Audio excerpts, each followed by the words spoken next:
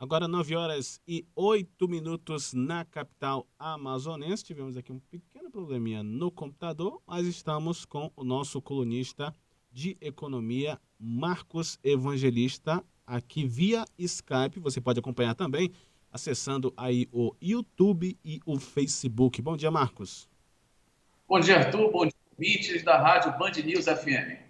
A gente acompanhou aí há pouco, né, que o Amazonas registrou 217 empresas que encerraram as atividades em agosto de 2020 devido à pandemia da Covid-19. Esse é um dos assuntos que a gente vai tratar também. Como é que dá para reverter aí esse quadro?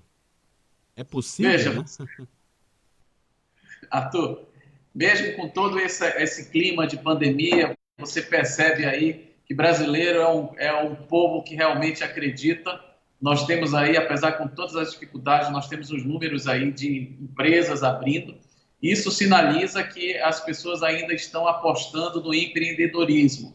E isso é muito importante, uma vez que várias pessoas, centenas, perderam seus empregos e utilizam as suas expertises para abrir seus negócios. Né? A gente aqui, como economista, torce que toda a ideia se torne, assim, um bom negócio e essas empresas que estão abrindo continuem aí de maneira perene, crescendo e empregando pessoas, Arthur.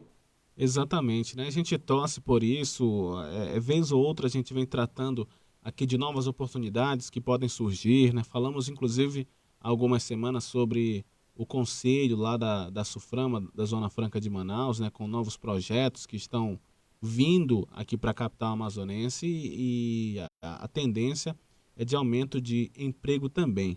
Agora, Marcos, o Fundo Constitucional do Norte, o FNO, pode ajudar nesse sentido? Como é que funciona?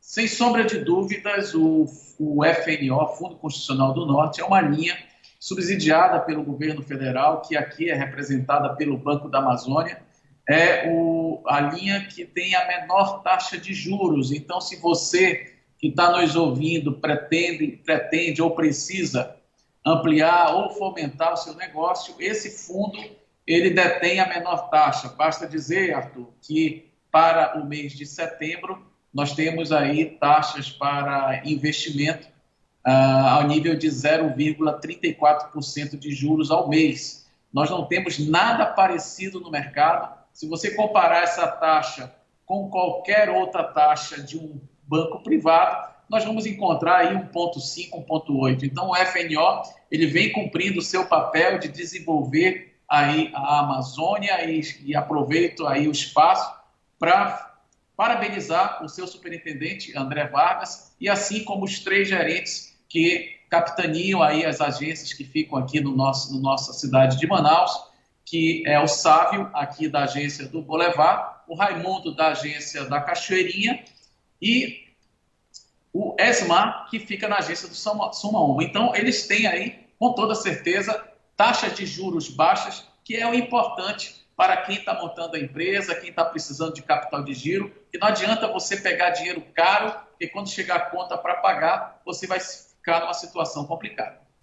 Marcos, crise pós-pandemia só há uma saída: o investimento público. A análise histórica da macroeconomia aponta que não há caminho para a recuperação de uma crise sem que haja a mão que aciona o motor, né? Essa referência à teoria econômica do britânico John Maynard Keynes, que voltou à moda por conta da pandemia da Covid-19, e é a defesa do economista Armando Clovis, professor da Universidade do Estado do Amazonas, para a recuperação da economia brasileira. Podemos dizer que é esse aí o caminho?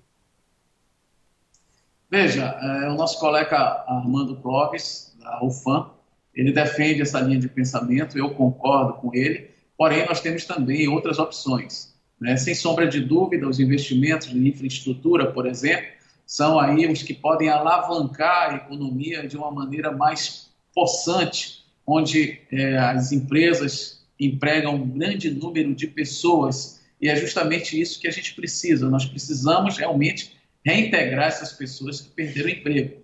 Nós não podemos deixar de falar também, Arthur, aqui no espaço, que o governo federal tem feito aí a parte dele. né? Apesar de todas as críticas, se a gente parar para pensar, o que seria dos supermercados e dos mercadinhos da nossa cidade, do Brasil, se não fosse o auxílio emergencial, né? Só em Manaus nós temos mais de 1 milhão de pessoas que recebem aí R$ 600, ou seja, nós estamos falando aí de 600 milhões de reais que entram mensalmente na nossa economia. Então, isso aí tem sim um efeito muito positivo. Além, lógico, das linhas emergenciais para as empresas. Nós tivemos o Pronamp e agora nós estamos aí com o PEAC e depois vai vir uma terceira e última linha do ano, que é justamente para tentar ajudar os empresários a manter os seus negócios e não demitirem os seus funcionários. Infelizmente, o acesso ao crédito está cada vez mais difícil, né? Aqui, no caso da consultoria, nós tivemos caso de demora ser tão longa que quando aprova o crédito, nós tivemos 2 casos essa semana. As empresas, os fornecedores de créditos não deveriam facilitar ainda mais para o empresário, principalmente nesse momento de pandemia? Veja, Arthur, essa é a nossa briga diária aqui, né? Uma vez que a gente vive disso, mas a gente percebe que realmente o acesso ao crédito, apesar de toda a propaganda que muitas vezes demonstra que há uma facilitação, na prática não é. Os bancos, eles continuam analisando crédito. Se você tiver o CNPJ no Serasa ou o nome dos sócios no Serasa, dificilmente você vai ter acesso ao crédito. O que nós tivemos de linha funcionando realmente foi o Pronamp, né? Hoje, inclusive, nós temos aí algumas contratações da Caixa Econômica e do Banco da Amazônia, também são os últimos recursos que estão sendo contratados via Pronamp, e temos aí o PEAC, como eu já citei, que há uma promessa também de facilidade de acesso ao crédito, uma vez que o 80% da operação, o risco da operação, vai estar lastreada pelo Fundo Garantidor de Investimento, que é o FGI, capitaneado pelo BNDES. Então, há essa promessa de facilidade de acesso ao crédito.